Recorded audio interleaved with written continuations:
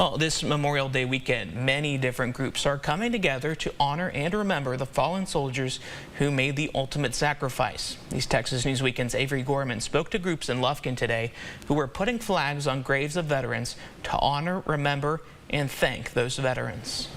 The Lufkin VFW, Piney Woods Jeep people, and independent groups all came together to place flags on veterans' graves at Garden of Memories Memorial Park in Lufkin.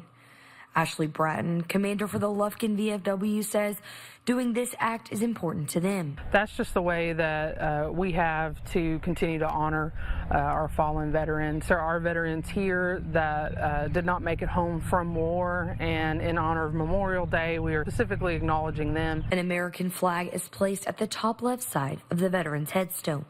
Bratton says the flag represents the freedom they sacrificed their life for. I think it's just harkens to the sacrifices that veterans have made from even before our very founding, and in support of the flag and everything that flag stood for. James Slack is a Vietnam veteran. He serves as captain of the U.S. Medical Service Corps.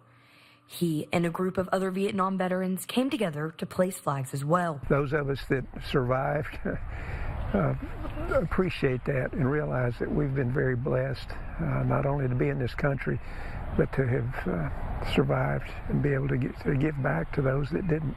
Dwayne Greenwood with Piney Woods Jeep people also came out to help. He says they wanted to give back. We're honored and blessed to get to do what we do. I mean, there's multiple veterans in the group itself, and so when we get an opportunity, especially with veterans, we jump on the opportunity. Avery Gorman, East Texas News Weekend. The Lufkin VFW will be holding a Memorial Day ceremony Monday at 11:30 at their post.